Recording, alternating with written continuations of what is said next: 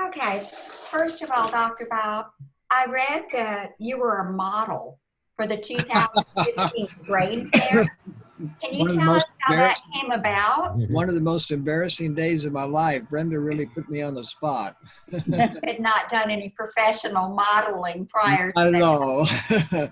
Definitely not in my DNA. Okay. Okay. How did you come about being a model for that? Oh, I guess I met Brenda and she'd heard that I had walked a little bit, so she thought that I would be a good example of trying to stay active as you get older. Oh, And okay. So she so let you she try had her yourself. brain fair down in, where was that, Brenda? Is that Angleton? Yes. Yes. It Yeah, I was think so. Cincinnati. And she asked me to model some leisure wear, so I did. But then she had us get up and dance, and that was just terrible. Oh,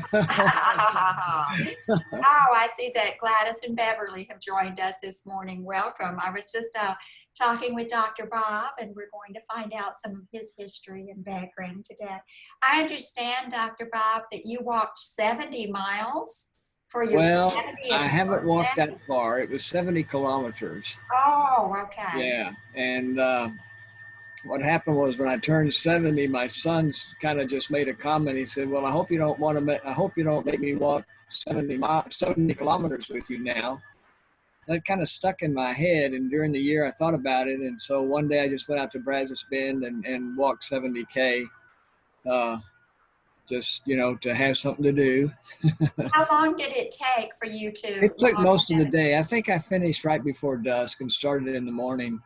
Um, it was kind of funny because there were other people out there, obviously, at the park, and I kept passing them and seeing them having picnics and so forth. And toward the end of the day, one of them commented and said, "Man, you've been out here a long time." And I said, "Well, you have too."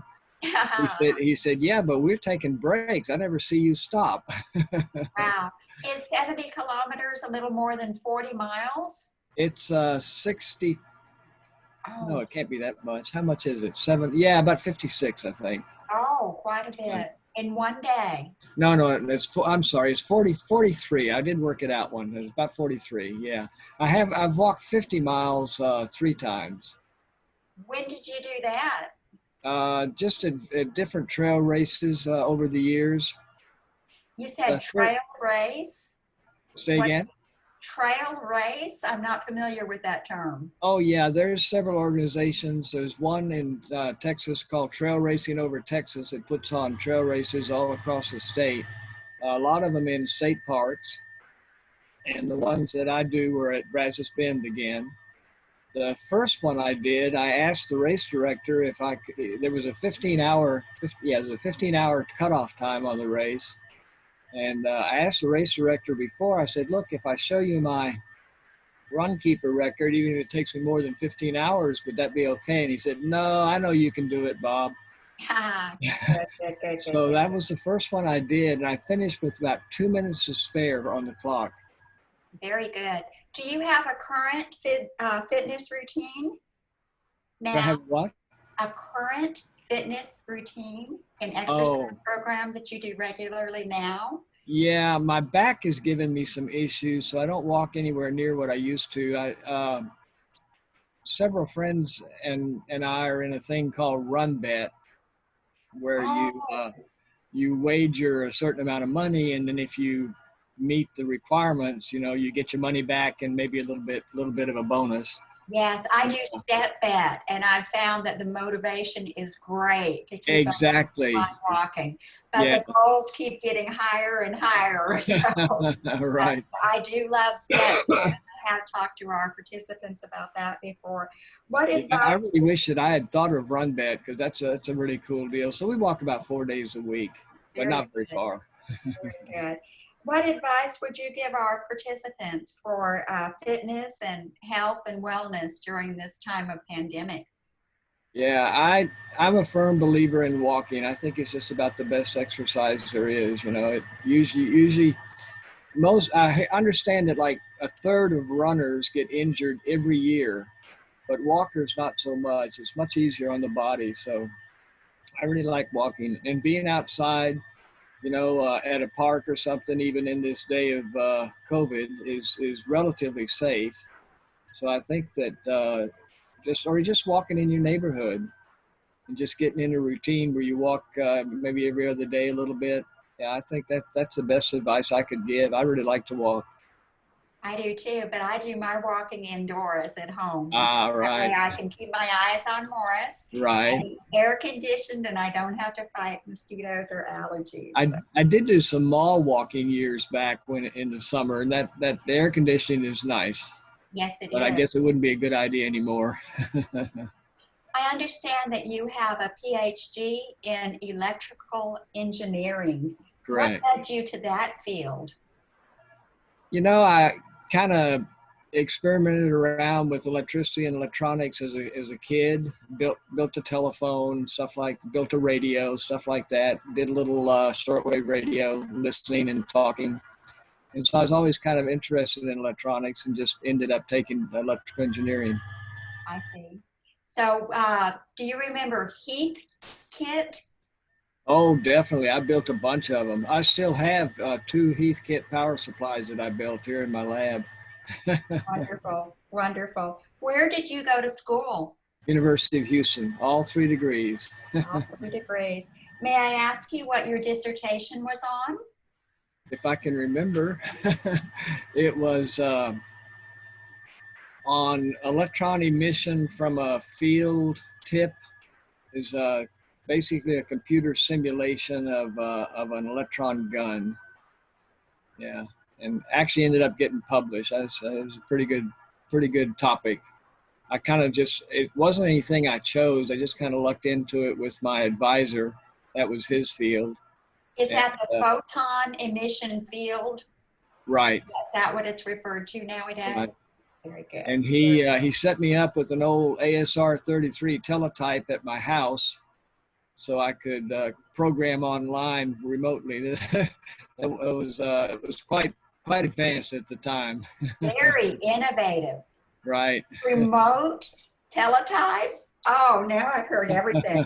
Your bio says that you are the president of Circuit Concepts. Is that your tutoring business? No, that's a consulting business that I do. I design things for people, and Web design or databases or more.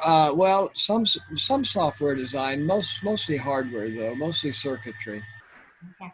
I know I'm putting you on the spot here, but do you hold any patents on your designs? About 20 of them. Oh my goodness, I'd love to Right. talk to you about that some more. I have a dear friend who works in the patent office and he tells me about all this wonderful stuff that's coming our way. But yes, it's very wonderful to hear that you hold so many patents.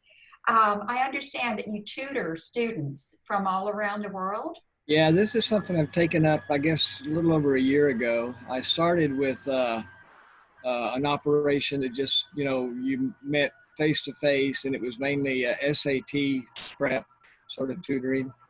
And then I found another site that allowed you to do it online, also face to face, but of course it's pretty much all online now.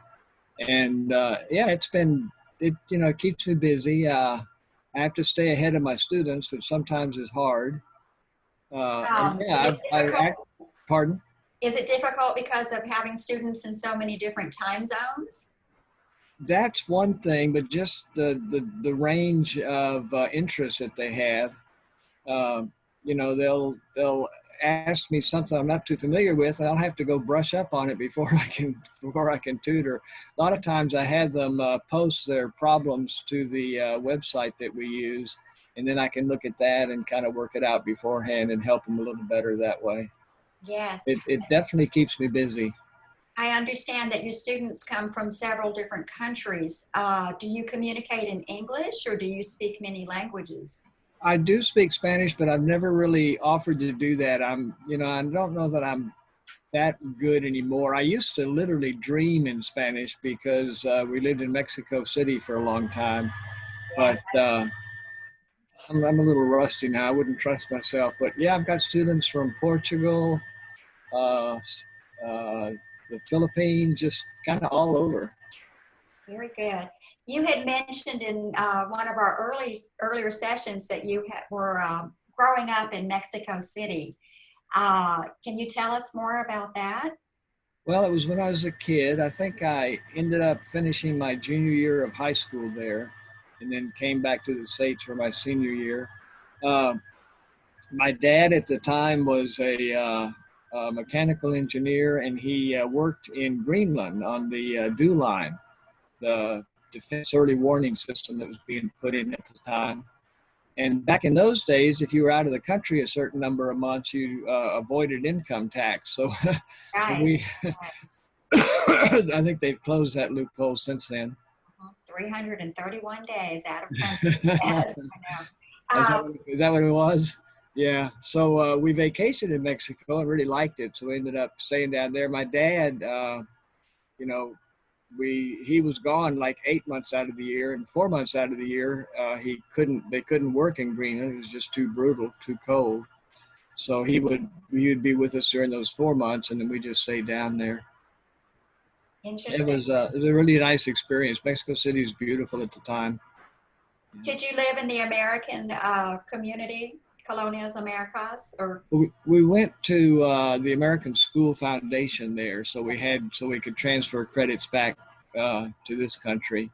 But I mean, we just lived. It wasn't really an American. It wasn't an exclusive American neighborhood that we lived in, but the school was set up by Americans. Yes, I have cousins that were raised in Mexico City in Colonia de Americas and Right. area. So I'm a little tiny bit familiar with that. So Right. where else have you lived besides Mexico City and Friendswood? Kentucky for a few years when my dad was working on. I think he was working on an atomic energy plant. Mhm. That's about it. I've traveled a little bit, but that's about the only two places I've lived. Let me think. Do you remember the name of the atomic energy plant in Kentucky? I don't. I I remember the haven't. town. It was Paducah, Yes, I sort of on the western edge of the state, as I recall. I think the Mississippi River was think right there. so. Was it, I want to say AEDC Lake?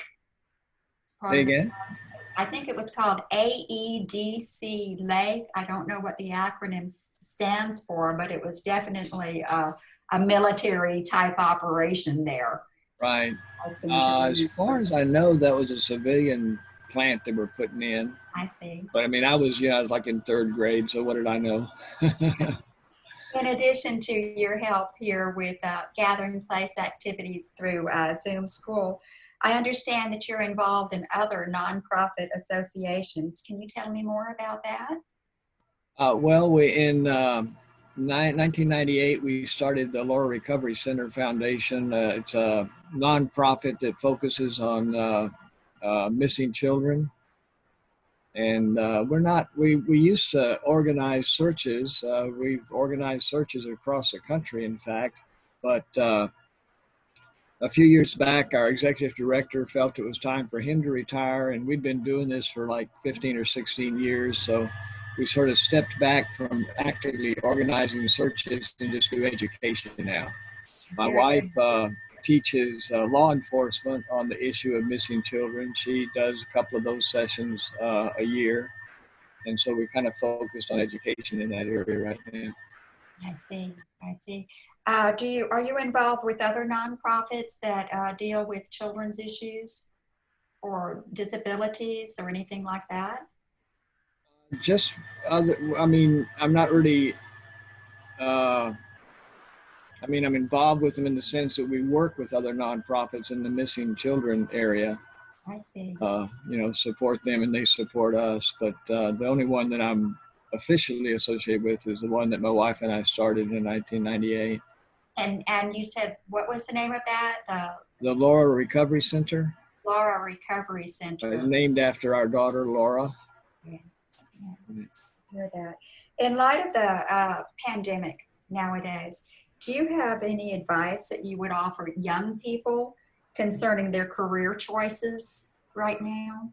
Well, that's a good question. Things are I hope things are messed up temporarily, but I'm starting to kind of wonder about that.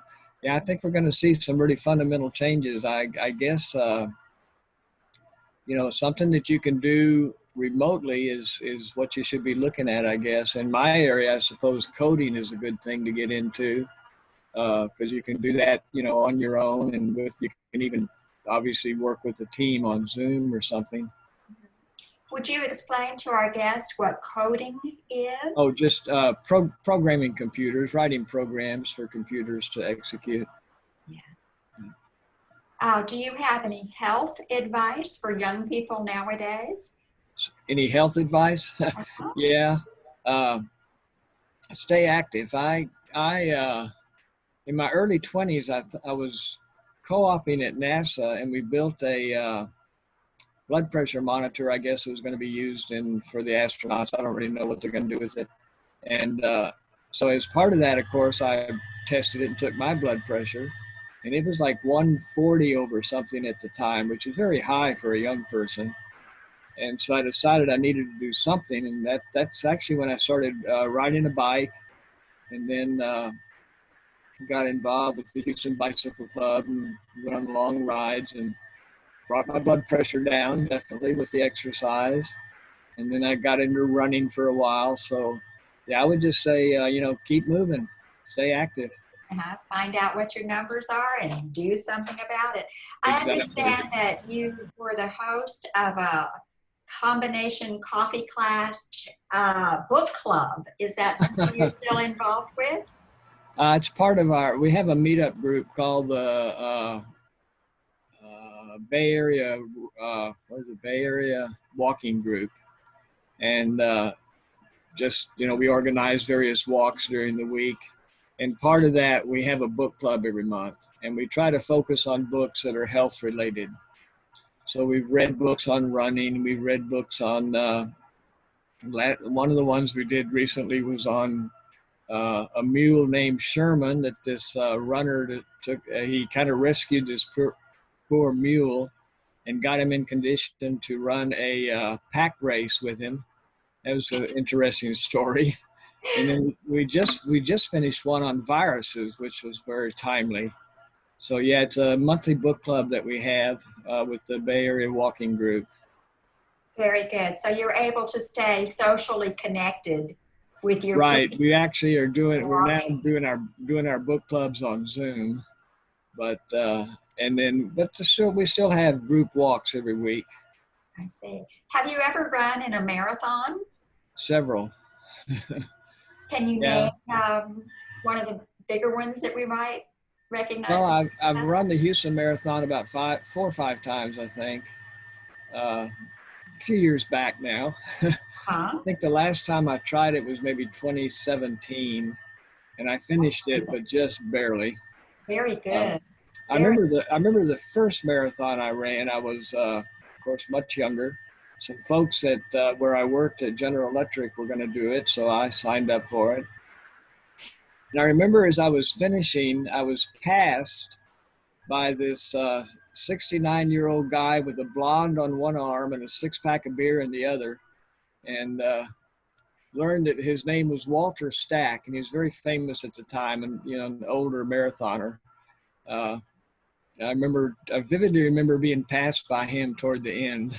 And then I also remember after I finished, I got the shake so bad I couldn't stop. It was quite an experience, that first one.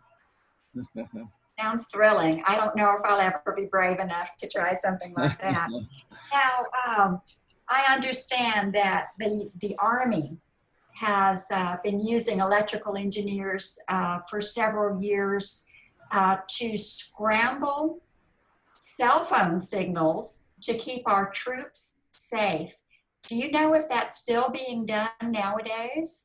Well, that's interesting you should ask. A friend of mine has a son that's in the Special Forces, and he and I have used, the friend and I have used an app for several years called Signal that encrypts your text messaging, and learned that the Army Special Forces also uses Signal, and he communicates routinely around the world from his cell phone, and they've determined that Signal is safe enough for that use, even with the Special Forces.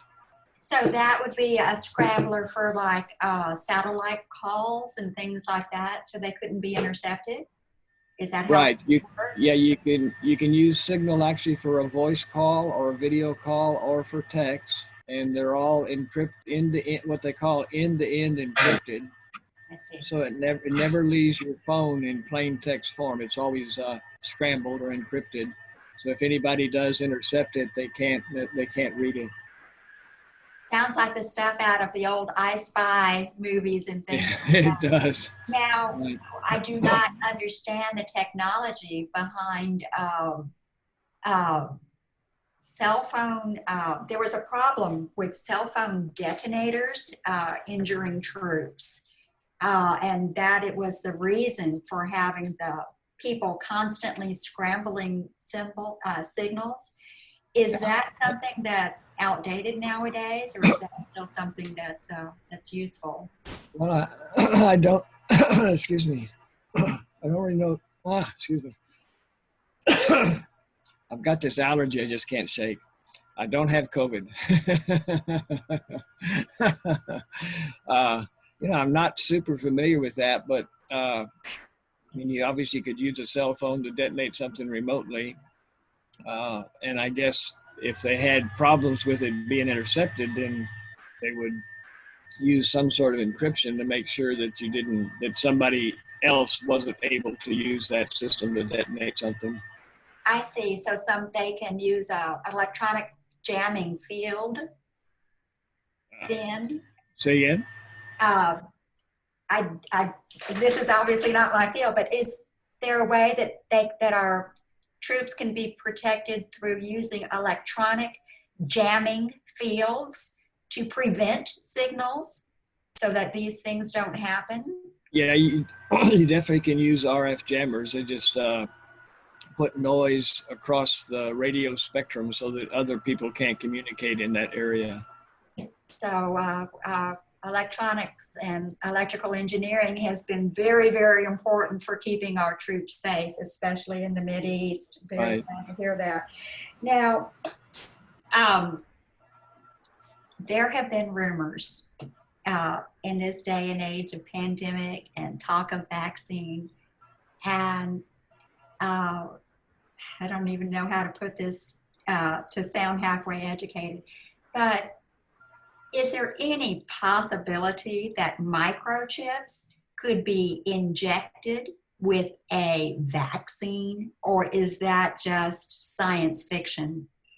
That's a really interesting question, actually. We're starting to learn now that people that have had COVID-19 can get it again, that their antibodies may go away inside a month or two, which is very disturbing news to me.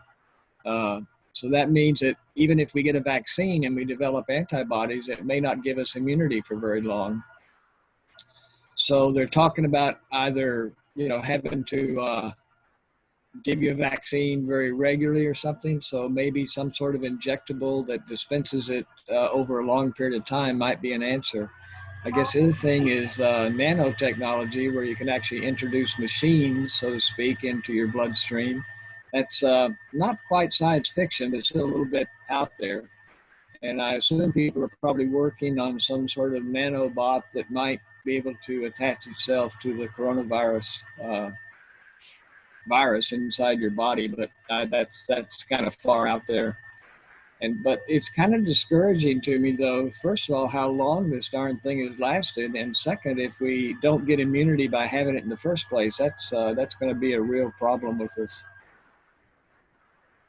But it's interesting that nanotechnology could possibly be used, to help us Right. as a human race. So, Yeah. very good. I've heard of some nanotechnology being used in combating other diseases, but I think it's all prototype stage right now. Yeah. Well, thank you so much for taking the time to talk with us this Oh, morning. of course. I feel like I've gotten to know you a little bit better, and we sure appreciate your time and your effort that you're putting in with our picture memory portion of class, and we look forward to seeing you next time. Well, I'll see you next Tuesday Let's for give them a sure. hand.